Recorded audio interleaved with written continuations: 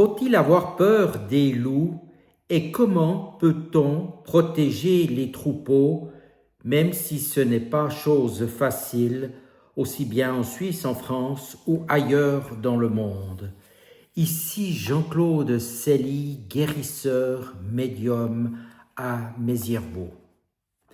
Naturellement, la problématique de la peur du loup a toujours existé. Parfois, on l'assimile à un immense danger, mais en fait, il n'en est rien selon le scientifique Jean-Marc Landry, qui est spécialiste du loup et de la protection des troupeaux. Il y a très peu de cas d'attaque du loup sur l'homme. En 20 ans, il y a eu peut-être 2 cas et il y a des milliers et des milliers de loups dans nos contrées. Par contre, les troupeaux sont régulièrement attaqués et nous verrons pourquoi, car il y a un problème au niveau, je dirais déjà, de comment sont répartis les troupeaux dans les montagnes. Souvent, ils sont répartis par catégorie, c'est-à-dire les veaux sont mis ensemble, les génisses ensemble et les vaches ensemble et peut-être certains taureaux ensemble. Alors, suivant de quelle catégorie de bêtes il s'agit, cela ne va pas poser trop de problèmes pour peut-être des genisses assez importantes ou des vaches expérimentées ou des taureaux, mais naturellement, s'il n'y a que des jeunes veaux ou des veaux même un peu plus grands, cela peut poser des problèmes car vous n'avez qu'un type de catégorie de bovins qui n'a peut-être pas forcément l'expérience de la vie, de ce qui peut se passer, et il vaudrait peut-être beaucoup mieux mélanger parfois les troupeaux avec des taureaux, des vaches et des veaux. Cela n'est qu'une parenthèse. Maintenant, je disais, il ne faut pas forcément avoir peur du loup car il y a très peu de cas d'attaque de loup. Comme je vous l'ai dit, sur l'homme, c'est vraiment très très rare. Vous avez beaucoup plus de chances de vous faire attaquer par une vache ou par un chien et même par un ours pour les personnes qui habitent dans les pays où il y a beaucoup d'ours ou par d'autres félins par exemple. Là n'est pas tellement la question. Donc, vous n'avez pas besoin d'avoir peur du loup. En fait, le loup ne présente en fait pas de danger pour l'homme. Il est quasi nul, mais naturellement, il ne peut pas être nul puisqu'il y a eu 1 ou 2 cas en 20 ans, ce qui est rien du tout. Naturellement, il ne faut pas être dans ces cas-là. Maintenant, j'ai fait de nombreuses vidéos qui ont suscité des réactions de part et d'autre au niveau de la protection des troupeaux.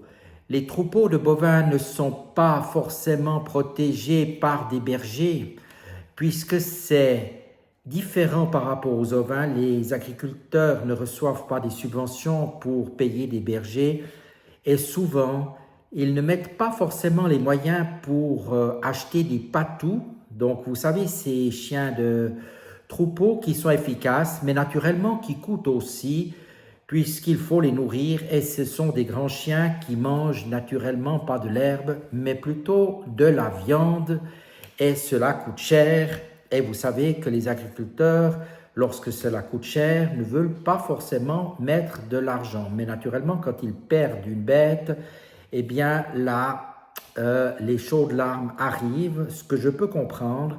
Mais voilà, si l'on ne déploie pas un minimum de moyens avec les patous ou d'autres chiens, cela pose des problèmes. Maintenant, il y aurait une solution avec les ânes. Alors les ânes détestent les loups, les coyotes, mais aussi les chiens. Donc vous ne pourrez pas mettre des ânes dans les troupeaux si vous avez des chiens. Et cela risque aussi de poser des problèmes s'il y a des chiens qui passent, je dirais, à proximité des troupeaux. Mais cela peut être une bonne solution. Et d'autre part, il y a certaines exigences au niveau des ânes. Bien qu'il puisse être une solution qui n'est pas infaillible pour la protection des troupeaux des bovins, notamment comme je l'ai dit, les chiens, les loups et les coyotes détestent donc détestent les ânes et vice-versa. Et leur aversion naturelle pour ces prédateurs, ils ont, je dirais, tendance à tenir leur garde et à s'interposer pour protéger donc les animaux quand ils voient les chiens, les coyotes ou les loups. Et il faut savoir que l'âne n'est pas un remède miracle. Dans certaines situations, notamment face à des prédateurs très agressifs ou des meutes importantes, un seul âne ne peut pas suffire. En principe, les ânes, c'est comme les équidés, on ne peut pas en mettre qu'un, il faut en mettre plusieurs. Et les ânes ne sont pas naturellement adaptés à tous les environnements. Leur sensibilité au froid humide, à leur besoin d'un abri et des soins particuliers et réguliers peuvent rendre leur utilisation difficile dans certaines régions. Peut-être pour le Jura, cela peut aller, mais vous n'allez pas pouvoir les planter dans les Alpes où il va neiger 3 mètres. D'ailleurs, à ce moment-là, les troupeaux de bovins ne seront plus.